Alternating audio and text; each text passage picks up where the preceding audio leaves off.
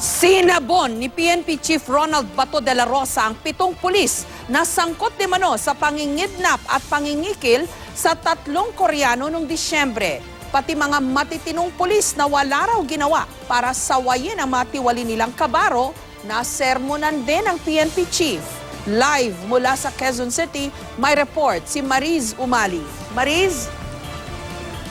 Jessica, hindi nga yung karaniwang palabiro at masayahing PNP Chief na si Director General Bato de la Rosa ang ating nakita nang puntahan niya ang mga Police Angeles kanina. Damang-dama yung galit at pagkadismaya niya sa mga ilang di umano'y pulis kalawag na sangkot sa pangingidnap at pagnanakaw sa mga Korean nationals kamakailan. Kayo may alam na ganong kaso?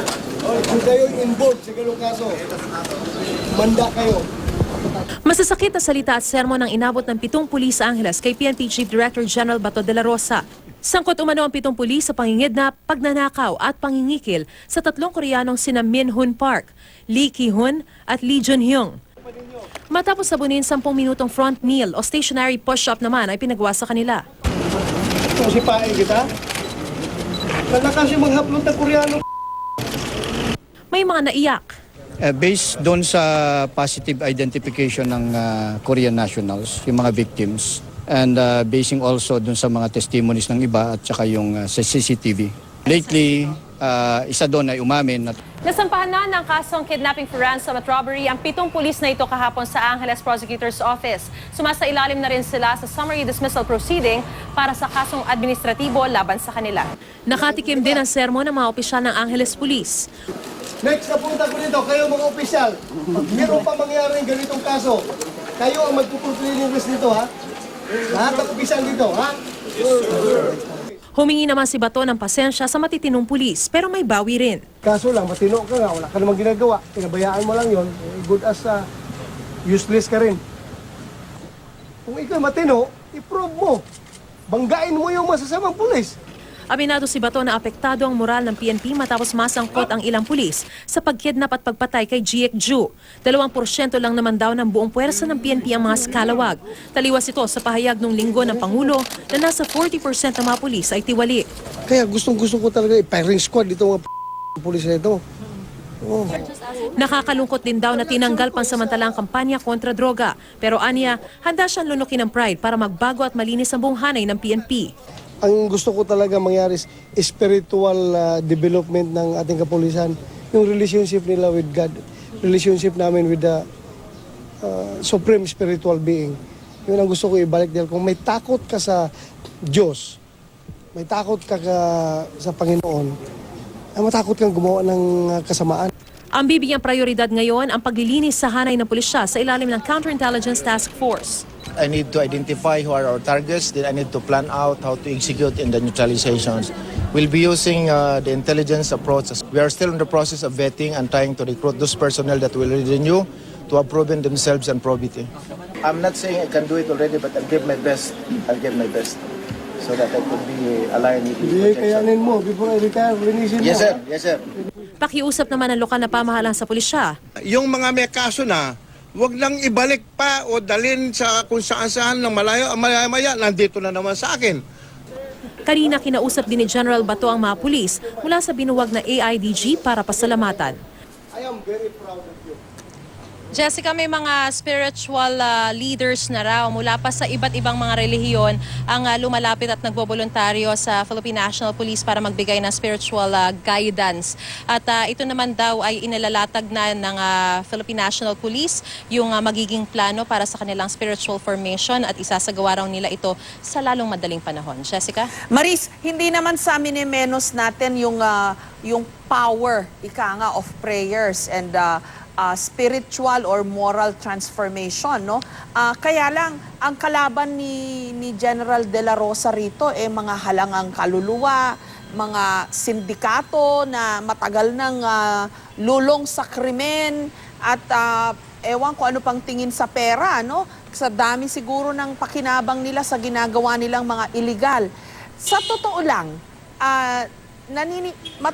I suppose si General De La Rosa has the best intentions and napaka-sincere niyang tao, pero sa totoo lang, masusolve ba yung ganito na kalalang problema sa PNP na may mga general na sangkot di umano sa mga sindikato ng droga, etc. Tapos alam ko si General De La Rosa rin mismo, minsan tinanong ko kung nakakasiguro ba siya dun sa mga kasamahan niya sa PNP. Sabi niya hindi siya nakakasiguro mismo. He doesn't know whom to trust, no?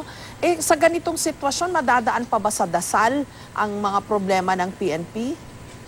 Yes, Jessica, again, we are not discounting the powers of prayer, pero hindi naman puro dasal lang ang kanilang gagawin. Ang sinasabi ng ating hepe ng pulisya na si General Bato de la Rosa, while they are doing their spiritual formation para talagang magbalik loob sa Panginoon itong mga pulis, patuloy din yung kanilang masusing pag-iimbestiga kung sino-sino nga ba talaga yung mga tiwali na mga pulis, yung mga tinatawag na pulis kalawag at yung mga yung mga halang din yung kaluluwa. At talagang kaya naririto at binuo yung Counterintelligence Task Force para isagawa yung tungkulin na yan.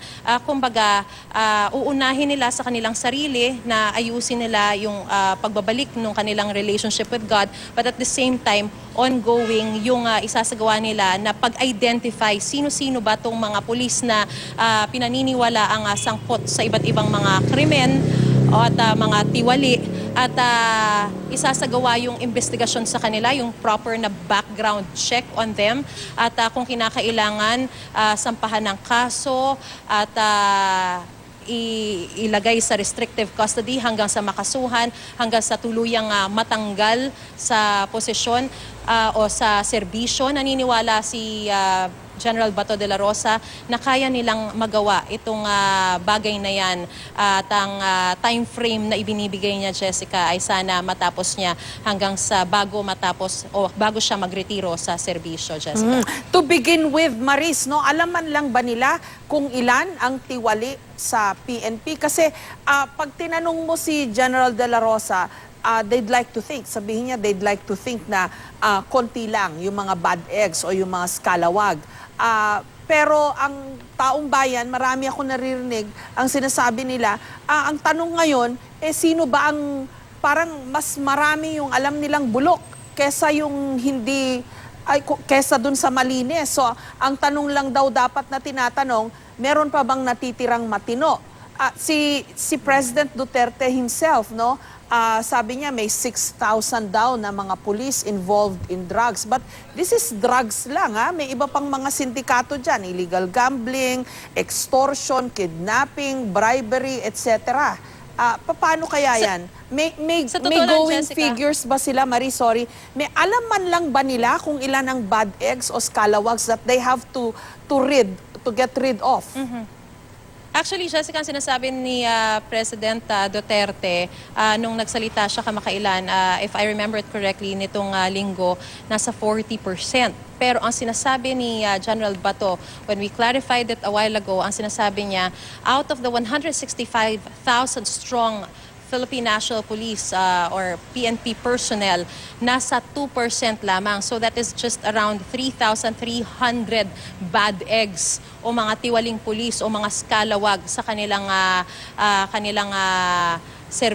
hanay. At sinasabi niya talagang kakaunti lang ito kung ikukumpara dun sa populasyon o dun sa dami ng mga pulis. Kaya lang, dahil minsan dun sa intensity o yung krimen na nagagawa nila, just like what happened recently kay G.Ic Ju, na ang di umano ang mga sangkot ay talagang mga pulis at mga opisyal pa ito, for that matter, talagang kumbaga na-overshadow yung mga matitino, yung mga ginagawang magaganda ng mas maraming mga pulis. Dahil nga dun sa tindi ng krimen na isinagawa. Pero kung tutuusin daw, Jessica, ay iilan lang ito, 3,300 or 2% of the entire population of the Philippine National Police. Pero ang laki nung diferensya, ha, nung estimate ni President Duterte at nung estimate ni General Bato. Yung bang 40% ni Presidente Duterte, does that include all sorts of syndicates or crimes na involved di umano ang mga pulis?